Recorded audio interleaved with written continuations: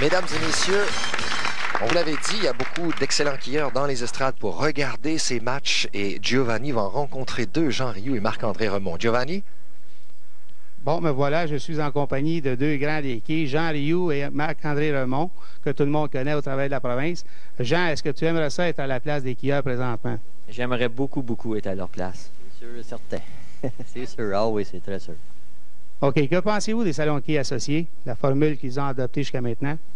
C'est très, très bon pour le monde des quais, pour les joueurs aussi. C'était un peu difficile pour certains joueurs à l'adaptation, mais c'est une très bonne formule et puis ça s'en va en grandissant. Ça devient de plus en plus gros, puis on a la preuve ici sur les allées. J'ai toujours dit que si on mettait l'argent nécessaire puis les gars mettaient le temps nécessaire, ça donnerait des performances comme on voit aujourd'hui. Merci. Merci Giovanni, merci messieurs. Et nous allons maintenant céder la place à ces deux excellents quilleurs qui nous ont présenté une pluie d'abat dans les deux premières parties. J'ai nommé Thierry Dissegna à gauche et Sébastien Lemieux à droite. Dernière partie d'un total de 3. Présentement, c'est une priorité qui va à Sébastien Lemieux par près de 40 points. Thierry Dissegna a une grosse commande, mais même s'il réussissait une pluie d'abat encore une fois, pour reprendre ce même terme, il faudrait que l'autre en manque un peu, et ça ne semble pas être le cas aujourd'hui. Thierry Dissegna amorce la troisième rencontre avec rien de nouveau sous le soleil ou sous les réflecteurs, un autre abat. Place à Sébastien Lemieux maintenant. Sébastien Lemieux qui a à peu près 25 abats en 26 tirs ou quelque chose du genre. Quel contrôle, quelle constance dans les mouvements. Un jeune homme de 22 ans qui joue habituellement ici. Un autre abat. Sébastien Lemieux, dans les qualifications, dans ce tournoi qualificatif, avait affronté André Bélan, Jacques Jalbert et les quilleurs Hamel, Brière et Savard. Il a réussi 15 victoires et subi seulement 3 revers dans un tournoi où il y a des parties de format 3 de 5. Et il a conservé une moyenne de 257. Mais c'est une moyenne supérieure qu'il présente aujourd'hui. Une moyenne d'à peu près 280 en deux parties. Et là, ça continue. Giovanni, qu'est-ce qui va l'arrêter? La fin de l'émission? Écoutez, la question que je l'ai posée à Thierry avant qu'on soit en ondes, c'est-à-dire à Jean Rioux, il m'a dit Thierry n'a pas le droit de manquer. Bien, il n'a pas raté beaucoup dans la première partie. Il y a eu un malencontreux carreau ouvert et c'est ça qui l'a placé de l'arrière. Il a dit s'il veut avoir les chances de remporter la victoire dans le triplé, il n'a pas le droit de manquer dans cette partie. Donc, il se doit de réussir la partie parfaite ou 2,99, quelque chose dans le style. Pas une commande facile, Giovanni, hein? Oui. Quand un gars doit réussir la partie parfaite pour espérer passer à la ronde suivante. C'est bien parti tout de même avec 2 abats de chaque côté pour commencer la partie. Ça, c'est... Oui! Oui! On ne sait jamais si elle va tomber, la dernière. On attend toujours, on est suspendu à l'image.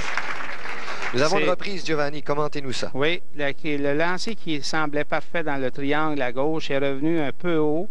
Et la quille 10 qui a tardé à tomber, mais qui, à la toute dernière seconde, a glissé dans le puits. Poussé dans le puits par la quille numéro 6. C'était le lancer de Sébastien Lemieux. Et comme les autres, ça a été le résultat idéal. C'est le genre d'abat qui pourrait propulser Thierry dans une lignée d'abats encore. Ben, écoutez, une lignée, c'est rien que de ça qu'on voit des abats. Il s'agit de ne pas rater. Je pense que le fait saillant, ça ne sera plus là-bas, comme ça a déjà été le cas dans certaines parties, mais c'est la réserve ou le carreau ouvert. Ça va être extrêmement déterminant. Exactement.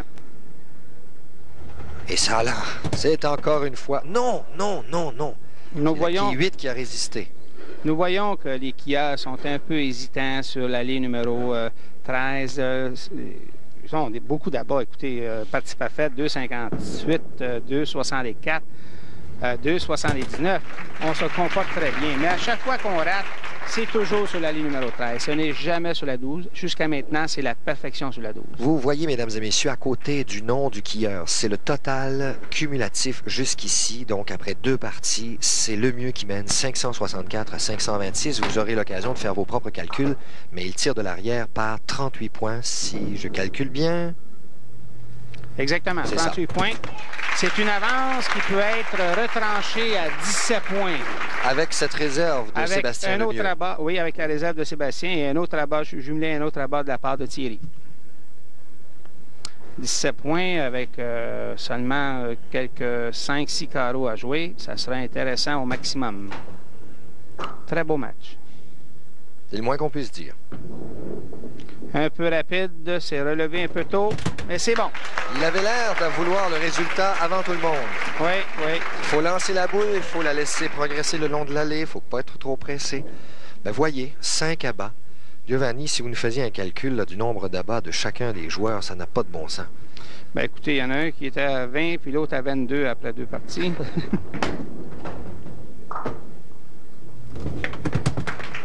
C'est réussi. C'est la perfection jusqu'à maintenant de la part des deux quilleurs sur la 12. Je le répète, mais à chaque fois que le quilleur se présente sur la 13, c'est là que le match peut se décider. Sébastien Lemieux est toujours en position de commande. C'est très loin, ça. Non, mais ça revient. Oh oui, ça c'est revenu. C'est revenu. Cette allée-là joue de drôles de tours à nos caméramans. Ouais. Nous avons bien vu Sébastien à la toute fin ramener la boule vers le triangle et la boule qui est partie très loin dans le champ droit pour venir parfaitement dans le triangle à droite. Alors Lemieux ne se compte pas pour battu.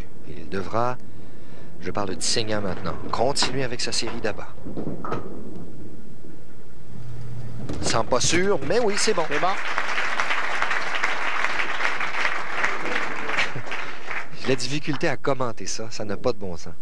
On n'a jamais vu une émission avec autant d'abats. Je pense que ça doit être une première. Écoutez, ça c'est le genre de sablage d'allée que Sylvain Bellemare, le beau-frère de Mme Bellemare, qui était la présidente des salonquiers associés jusqu'à la saison dernière, c'est un nouveau concept. C'est bon! Et ça fait 7 de suite. Un nouveau concept, Giovanni. Continuez, c'est intéressant. Qui donne ce genre d'allée avec le degré de facilité pour les quilleurs pour réussir les abats. La grosse difficulté, c'est la grosse erreur qu'il ne faut pas commettre, c'est-à-dire c'est d'avoir une bonne concentration. C'est plutôt la guerre des nerfs qu'autre chose. Parce que s'il y a des éléments extérieurs, des éléments techniques qui viennent favoriser certains éléments du jeu de quilles, il y a quelque chose qu'on ne pourra jamais améliorer, c'est la facilité d'un quilleur de se concentrer dans des conditions comme celle-là aujourd'hui. Et là, ben, ils ont 100% notre admiration. Écoutez, peu importe le genre d'allée, c'est... il faut le faire. Il faut le jouer. Sébastien Lemieux n'a commis qu'une faute. Ça semble rapide cette fois-ci. Et c'est la deuxième, si vous me permettez le terme faute, dans un match où les quilleurs s'échangent que des abats. Écoutez, il a réussi pratiquement à la perfection jusqu'à maintenant et avec cette réserve, il pourrait tirer de l'arrière pour la première fois dans le match. Le match, au total, des 3 parties, il faut à nouveau le préciser.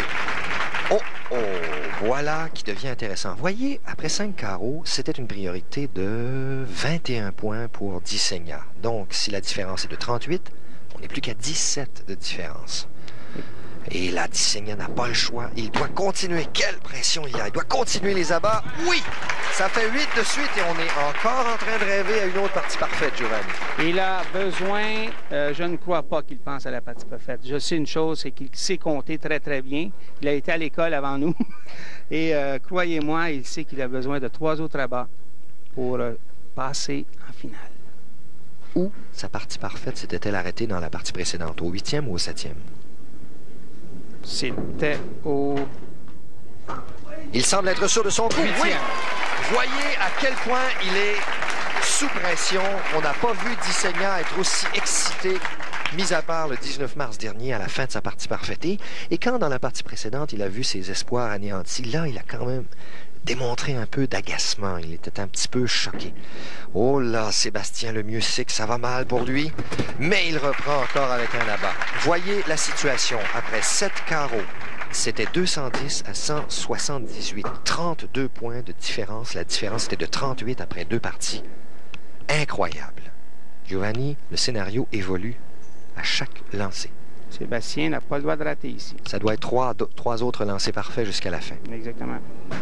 Et s'il rate, Faudra qu'on continue. C'est très bon. Incroyable. Ça en prend un autre ici pour forcer Thierry à réussir lui-même 2 autres abats. Et la partie parfaite ne sera alors qu'une formalité. Mais une formalité dont on ne voudrait pas se passer. Quelle émission nous vous livrons, mesdames et messieurs, bien malgré nous. Les seuls responsables, ce sont les 2 skieurs. Un match très émotif. C'est la première période appartenait à Sébastien. La deuxième période était pas mal égalité. Et la troisième période va probablement appartenir à Thierry. Mais, est-ce qu'il va réussir un autre abat et forcer Thierry Dissegna? Oui, ça semble bon. 258. Là, j'attends votre scénario. 258 pour un pointage total de 822. Pas mauvais comme triplé? Pas mauvais, c'est très, très bon. Là, qu'est-ce qu'il doit réussir, lui? À tout prix, abats. Deux autres abats. Oui. S'il n'y a pas d'abat, c'est terminé. C'est ça. Et, de justesse! La quille 7 de justesse. Et jusqu'à maintenant, sur l'allée 22, c'est la perfection de la part des 2 skieurs. Il n'y a pas eu de raté jusqu'à maintenant sur la 22. Besoin de 2 autres abats et un pointage de 7. Un autre abat et un pointage de 7. Ça semble haut dans le triangle, ça casse. C'est bon! C'est bon! À un autre abat d'une autre partie parfaite. Giovanni a-t-il remporté le match d'aujourd'hui? Pas encore. Il a besoin de 7 quilles pour se mériter la victoire par un point et un autre abat pour aller chercher la moitié du 20 000 des poches de Sébastien. Ça va lui donner, si mes calculs sont bons, 26 600 $ s'il a une deuxième partie parfaite. C'est... Oui! La deuxième partie parfaite en 2 mois par Thierry Dissegna. Il remporte la victoire dans une incroyable émission de quilles où ils se sont échangés une multitude d'abats. Quel est le total? 826 à 822. Un match de titan par 4 quilles, 4 points, 826. Giovanni, est-ce que vous êtes encore assis sur votre siège? Oui.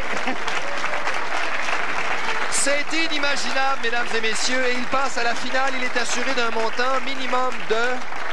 Il est assuré d'un montant minimum de 10 000. Thierry Dissegna, le nouveau nabab de l'allée.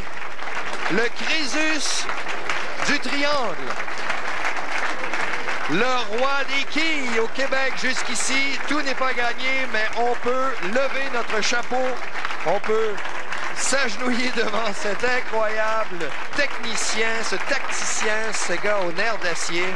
Et lui, Monsieur Sébastien Lemieux, j'ai de la difficulté à qualifier votre prestation, si ce n'est qu'elle a été incroyable également. Vous pouvez vous retirer avec tous les honneurs dus à ce que vous avez fait, un triplé de 822. Giovanni, vous, en 20-30 ans de quilles, qu'est-ce que vous avez à commenter là-dessus? J'ai jamais vu ça. Croyez-moi, si Jean Rioux et Marc-André Remond voulaient être là, j'aurais voulu être là moi aussi. Mais j'aurais sûrement perdu avec des pointages semblables. 33 abats en faveur de Sébastien Lemieux contre 31 abats de la part de Thierry Dissegna.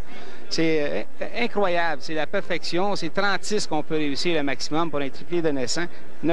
826 à 822. La différence a été probablement le petit écart que Sébastien a eu dans le milieu de sa deuxième partie et qu'il a tenté et qu'il a passé très, très près d'ailleurs de récupérer. S'il avait récupéré une quille seulement, la marge aurait été de 2 points. Donc, ça n'aurait pas changé l'issue du match, mais il a bien fait de tenter à ce moment-là la réserve. Il savait qu'il avait affaire à Thierry, un gars qui est capable d'aligner des séries d'abats. Et les 2 skieurs, même si Sébastien, dans la défaite, n'a rien à se reprocher, il peut sortir la tête haute et grandir de cette expérience. Je crois que l'année prochaine, ça va être encore exceptionnellement fort pour tous ces skieurs qui maintenant sentent le désir de se remettre en forme pour évoluer aux quilles, au petit écran, avec des bosses qui sont de plus en plus alléchantes. Mesdames et messieurs, Giovanni, la première partie et la troisième ont été gagnées par chacun des 2 skieurs 300 à 258, pointage égal. Et la deuxième, en fait, on ne le pensait pas, mais c'est là que ça s'est joué avec 268 à 264. Giovanni, laissons tout de suite la place à nos commanditaires pour avoir le temps de féliciter Thierry Dissegna au retour de la pause, à la conclusion de cette inoubliable émission.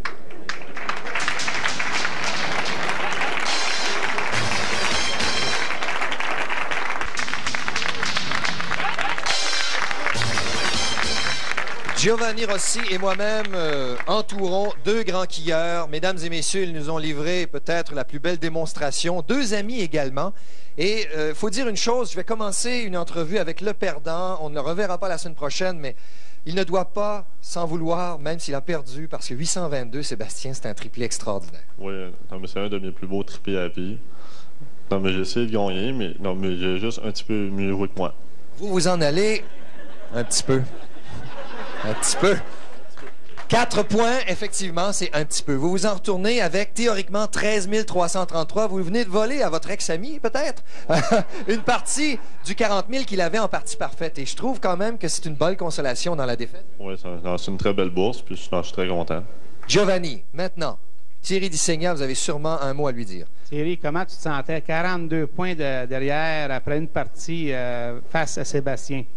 Ben, on va dire, franchement, j'étais pas gros dans mes culottes quand je me disais parce que les 2 premiers games, il y a juste une erreur. Puis après son erreur, il a fini la partie 6 à bas. Mais moi et Sébastien, ça fait longtemps qu'on se connaît. Ça fait 2 ans qu'on bataille tout le temps ici. Puis j'ai dit à ma femme avant de partir, ça prend 800 pour gagner le match ce matin. Puis je me suis pas trompé de beaucoup. Ben, seulement 26 points. Thierry Dissegna, félicitations. Vous êtes assuré de vous en aller dans 2 semaines à la finale, assuré d'un minimum de 10 000 $. Sébastien, bravo pour ce 5 000 $ et peut-être un autre 13 000, donc 18 000. Pas une mauvaise journée de travail. Oui, c'est très bon. On a vu votre maman dans les estrades qui était très heureuse. Je pense que cette personne-là vous a appuyé longtemps. Oui, non, mais très gentil avec moi. Non, maman m'encourage beaucoup. Nous vous donnons rendez-vous, mesdames et messieurs, à la... Ah, ben vous la voyez à l'écran, Madame Lemieux. Vous la voyez à l'écran. Bravo, bravo à tout le monde. Bravo à ce public qui nous appuie si bien et qui est si démonstratif. Giovanni Rossi, à la semaine prochaine, nous aurons 2 autres compétiteurs, André Morissette et Denis Rousseau. Et dans 2 semaines, vous reverrez Thierry Dissegna.